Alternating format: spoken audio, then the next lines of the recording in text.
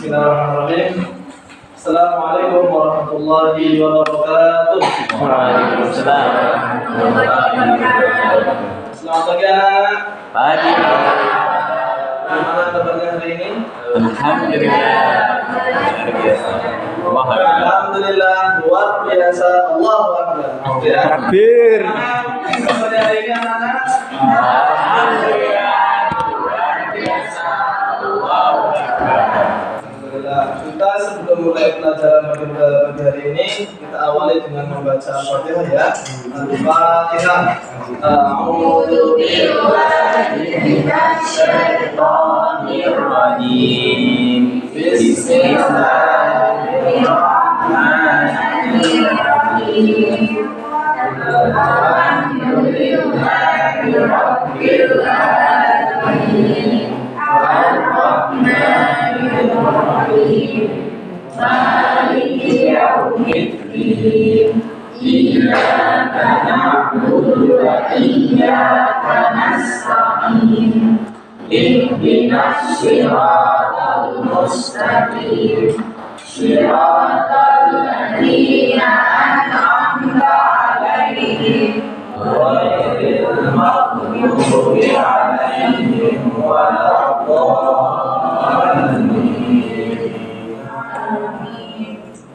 Baiklah anak-anak, saya absen terlebih dahulu. Bapak-bapak Hadir, Pak. Arif, Hadir. oke, hadir semua ya. Pada kesempatan pagi hari ini, Bapak akan menerangkan salah satu kisah yang sangat luar biasa, yaitu kisah Nabi Ibrahim alaihissalam. Di sini ada yang pernah mendengar kisah Nabi Ibrahim? Belum. Pernah, Pak, tapi lupa. Iya. Jadi ada yang sudah pernah, ada yang belum ya. Jadi untuk yang sudah pernah, biar lebih mengingatkan kembali, dan yang belum pernah, biar kita belajar bersama-sama. Baik, lanjut. Pada zaman dahulu di negeri Babilonia, atau yang kita kenal sekarang adalah negeri Irak. Ketika itu ada seorang raja yang bernama Namrud. Namanya siapa? Namrud ini sangat berkuasa di negeri Babilonia ini. Dan saking berkuasanya dia, sampai-sampai dia menobatkan dirinya itu sebagai Tuhan. Jadi setiap hari dia disembah sama orang-orang Babilonia. Ya. Kalau ada orang Babilonia yang masuk ke istananya Namrud, kemudian dia mau menyembah Namrud, maka dia akan diberikan oleh Namrud harta kekayaan, akan diberikan pakaian, akan diberikan makanan, apapun yang dia minta akan diberikan oleh Raja Namrud. Itu luar biasanya Namrud. Kemudian dengan hikmah Allah Subhanahu wa Ta'ala, ternyata Namrud itu suatu malam dia bermimpi bahwasanya kerajaannya ini akan luluh lantak, akan hancur lebur, kebakaran di mana-mana, ya. Kemudian kerusakan di mana-mana. Kemudian ketika itu Namrud pun bangun dari tidurnya, dan Namrud mengumpulkan semua penasihat-penasihat kerajaan. Ya, kemudian Namrud berkata kepada para penasihatnya, wahai penasihat-penasihatku, sesungguhnya aku tuh bermimpi seperti ini. Apa pendapat kalian? Dan salah satu di antara penasihat Raja Namrud itu, salah satunya adalah ayahnya Nabi Ibrahim, namanya Azhar. Namanya siapa? Azhar. Yaitu adalah salah satu dari penasihatnya Namrud. Maka ketika itu penasihat Namrud ada yang mengatakan, wahai raja kami, sesungguhnya telah akan terlahir seorang laki-laki yang nanti akan meluluh lantakkan kerajaan Anda. Maka seketika itu Namrud pun mengambil keputusan. Pada esok hari semua prajurit operasi ke seluruh negeri Babilonia, seluruh Irak. Lihat siapa saja seorang ibu yang baru melahirkan bayi laki-laki ataupun yang memiliki bayi laki-laki di bawah yang balita, maka langsung disembelih, langsung dibunuh. Mendengar hal tersebut, kemudian Azhar yang saat itu memiliki bayi seorang Nabi Ibrahim, saat itu masih bayi, kemudian pulang menemui istrinya.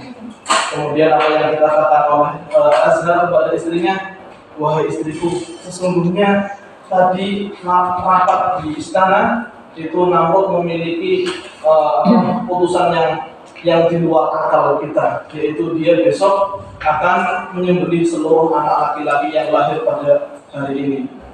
Maka ketika itu Nabi Ibrahim dibawa keluar negeri Babilonia oleh ibunya. Ya, kemudian saat itu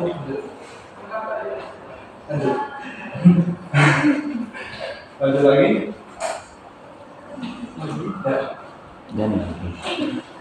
Ya, dan Azhar ini selain dia itu adalah penasehatnya Namrud, dia juga bertugas untuk membuat patungnya Namrud. Jadi setiap murid yang membuatkan patung untuk Namrud agar disembah oleh masyarakat Babilonia saat itu.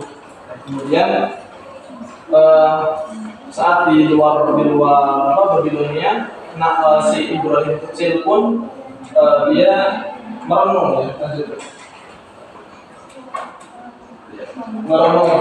dan bertanya kepada ayahnya bahwa masyarakat Babilonia ini sudah menyimpang. Ya, di luar Babilonia, Nabi Ibrahim merenung. Sebenarnya Tuhanku ini siapa? Soalnya dia itu resah ketika melihat orang-orang itu pada menyembah berhala. Kemudian melihat bintang-bintang ketika itu, kemudian esok harinya ternyata bintangnya hilang. Saya tidak suka yang hilang, pasti dia bilang. Kemudian esok harinya lagi, si Nabi Ibrahim ini melihat ada benda yang muncul. Kemudian mengatakan ini pasti Tuhan saya. Kemudian tiga harinya ternyata hilang bendanya.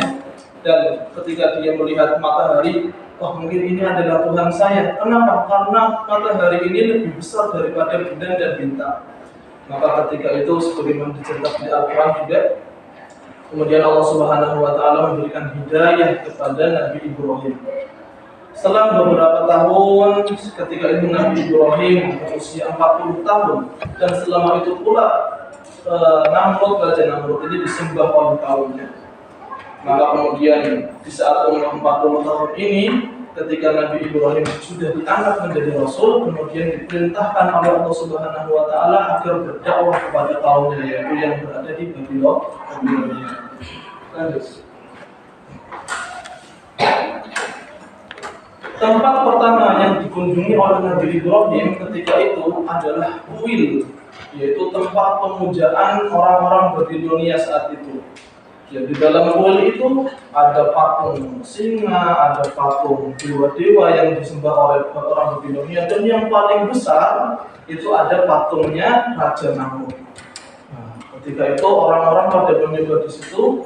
Kemudian Nabi Ibrahim masuk ke dalam kuil dan mengambil sesajen yang ada di hadapan para patung. Kemudian dimakan sama Nabi Ibrahim. Ketika itu dilihat sama orang-orang Babilonia yang saat itu sedang menyembah. Selama puluhan tahun belum ada satupun orang yang berani memakan sesajen itu. Kemudian Nabi Ibrahim berkata kepada patung, wahai patung, saya sudah mengambil sesajen kamu. Apakah kamu bisa marah?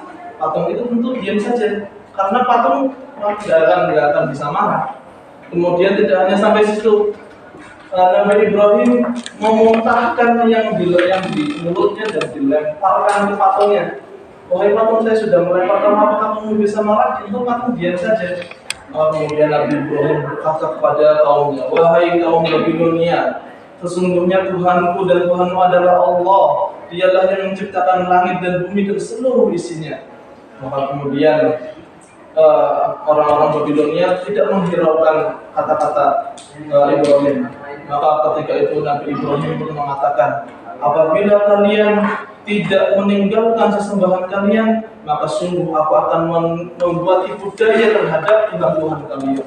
Maka ketika itu orang-orang Babilonia pun kembali ke rumahnya masing-masing, dan di malam harinya Nabi Ibrahim membawa sebuah kapak dan dihancurkan seluruh patungnya. Disisakan satu patung yang terbesar, yaitu patungnya Raja Namrud. Kemudian kapaknya itu dikalungkan ke lehernya patung Raja Namrud. Maka kemudian esok harinya ketika orang-orang Babilonia akan menyembah berhala di harinya itu, maka betapa akhirnya orang-orang Babilonia itu melihat para penghulu mereka hancur berantakan. Maka kemudian Nabi Ibrahim pun dipanggil oleh orang di Babilonia. Wahai Ibrahim, apakah kamu yang sudah menghancurkan sesembahan kami? Maka ketika itu Nabi Ibrahim mengatakan, kenapa kamu bertanya kepada saya?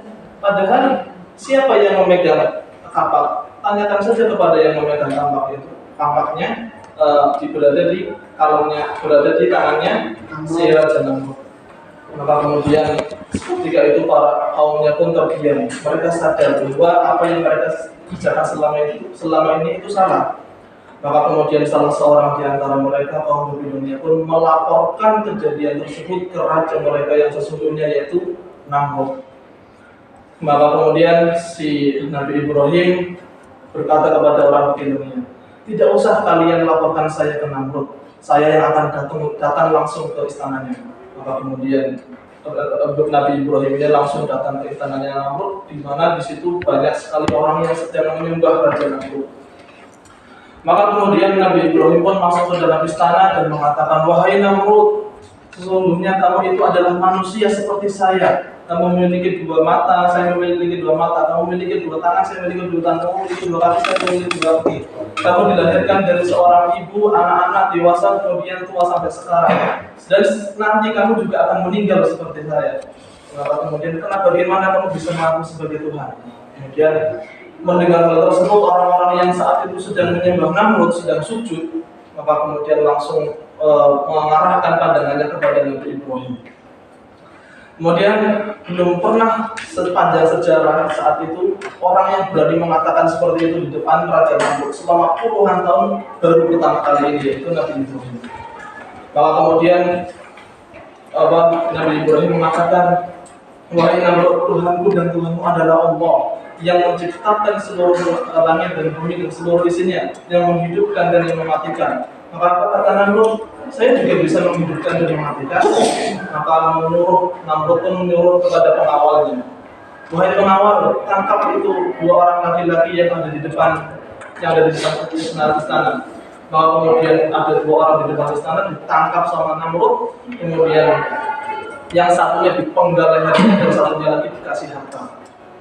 Dan kemudian yang dikasih harta pergi, lihat saya juga bisa menghidupkan dan mematikan. Maka kemudian malaikat Jibril datang kepada Nabi Ibrahim, wahai Ibrahim, Namrud ini sudah ingkarnya luar biasa, coba kamu tantang yang ada di langit. Maka kemudian Nabi Ibrahim pun mengatakan kepada Namrud, wahai Namrud, sesungguhnya Tuhanku dan Tuhanmu Allah telah menerbitkan matahari dari timur ke barat, apakah kamu bisa merubahnya? Maka kemudian ketika itu Namrud pun marah, kemudian tangkap Ibrahim di penjara, dan dimusyawarahkan. Bagaimana nih Ibrahim ini? Saya ingin membunuh Ibrahim, tapi dengan pembunuhan yang spektakuler, pembunuhan yang dimana nggak ada orang lagi yang mau melawan dia, yang mau melawan Namrud. Maka kemudian ada usulan, bagaimana kalau kita bakar Ibrahim? Baiklah, kita bakar Ibrahim. Kemudian dikerahkan semua biaya, semua pasukan dikerahkan untuk membuat parit yang sangat besar yang berisikan dengan api. Api itu tidak akan pernah padam selama 3 hari. Saking besarnya api itu. Kemudian Namrud pun, kemudian Nabi Ibrahim dilemparkan. Sebelum Nabi Ibrahim dilemparkan dari tempat pelemparan menuju ke parit, datanglah malaikat Jibril. Wahai Ibrahim, sesungguhnya Tuhan telah mengutusku agar apa yang kamu inginkan akan aku laksanakan. Maka kemudian Nabi Ibrahim mengatakan, wahai Jibril, kalau sama kamu saya nggak butuh, tapi kalau sama Allah saya butuh. Maka kemudian, ya Allah, jadikanlah api yang besar ini menjadi dingin dan keselamatan bagi saya. Maka kemudian Allah Subhanahu wa Ta'ala menginstruksikan kepada api, qulna ya naruni bardan wa salaman ala Ibrahim. Berkata Allah Subhanahu wa taala kepada api, "Wahai api, jadikan diri kamu dingin dan keselamatan bagi Ibrahim." Maka kemudian Ibrahim dilemparkan dari tempat yang jauh menuju ke parit yang api yang sangat besar sekali. Maka seketika itu suasananya menjadi senyap dan singkat cerita mereka orang-orang Babilonia yang satu berkumpul pulang. Kemudian 3 hari berikutnya mereka datang ingin melihat bagaimana keadaan Ibrahim, apakah dia sudah berubah menjadi abu. Maka betapa kagetnya orang-orang Babilonia saat itu ketika mereka melihat ternyata Nabi Ibrahim itu duduk di tengah-tengah parit api dan dia tidak terbakar dengan apapun sedikitpun. Maka kemudian setelah itu Nabi Ibrahim pulang.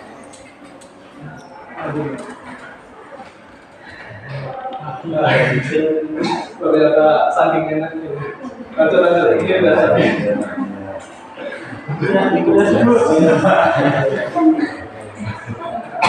Ya singkat cerita setelah Nabi Ibrahim pulang, ya kemudian Namrud diazab sama Allah Subhanahu wa taala, yaitu dengan dikirimkannya lalat dan menyelip ke hidungnya Namrud dan tembus sampai otaknya dan akhirnya Namrud pun meninggal. Kemudian singkat cerita ini Mas kisahnya sangat panjang sekali dan waktunya nggak cukup. Nggak apa-apa Mas. Dilanjut aja. Singkat cerita, setelah Nabi Ibrahim sudah kewalahan berdakwah di Babilonia, kemudian Nabi Ibrahim hijrah ke Mesir. Kemudian di Mesir istrinya ditangkap, Sarah itu ditangkap sama Raja Mesir. Kemudian singkat cerita ini tak singkat saja ya. Kemudian si Raja Mesir memberikan istrinya kepada Sarah agar dijadikan budak. Kemudian Sarah pun memiliki budak yaitu Hajar, dan Hajar dinikahi sama Ibrahim, dan Nabi Ibrahim memiliki anak bernama Ismail. Kemudian setelah beberapa tahun ketika Ismail itu sudah tumbuh menjadi dewasa, Nabi Ibrahim diperintahkan untuk menyembelih Ismail. Kemudian Ismail itu kemudian digantikan oleh Allah dengan satu kibas domba. Ya, kemudian dari situlah disyariatkannya ibadah kurban. Kemudian setelah beberapa tahun Allah Subhanahu wa taala memerintahkan Nabi Ibrahim dan Nabi Ismail untuk mendirikan Ka'bah dan disuruh untuk menyerukan kepada orang-orang untuk menunaikan haji, dan disitulah perintah haji ditetapkan. Oke, sekian dari saya. Kemudian berikutnya adalah intisari.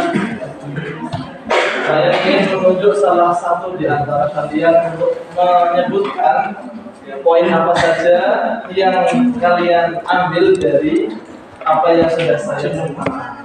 Sekarang tanggal berapa? 18. 18. Beritahu enggak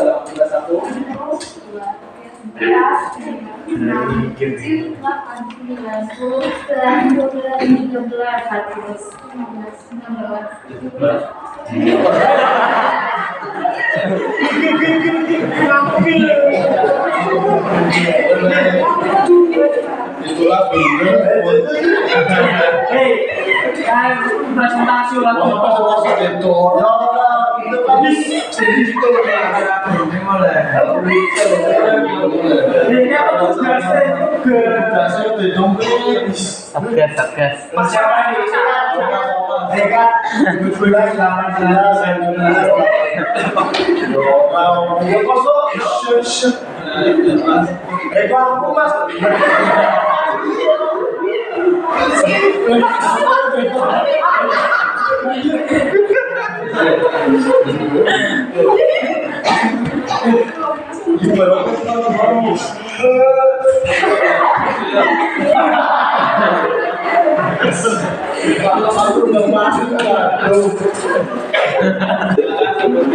poin-poin intisari pelajaran yang bisa kita ambil dari kisah ini.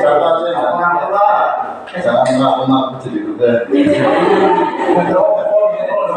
Itu satu orang.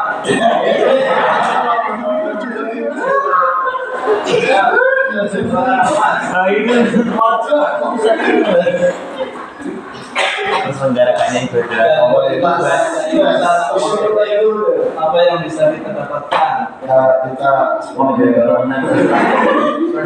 akan melaksanakan haji sesuai nanti awal yang kita bisa mau melaksanakan haji. Kemudian satu lagi itu mas. Yang perempuan. Iya perempuan. Ini Pak.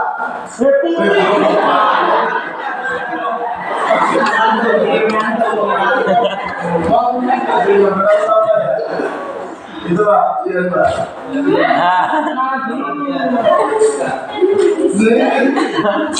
Pelajaran apa yang kita ambil dari kisahnya Nabi Ibrahim?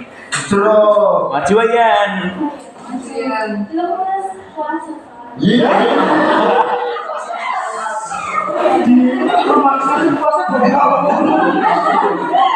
Ayat satu saja.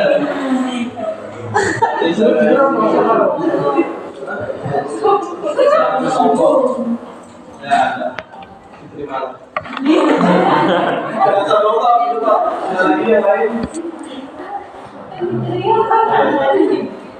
Baiklah teman-teman sekalian, karena waktunya sudah selesai, maka kita akhiri dengan membaca nama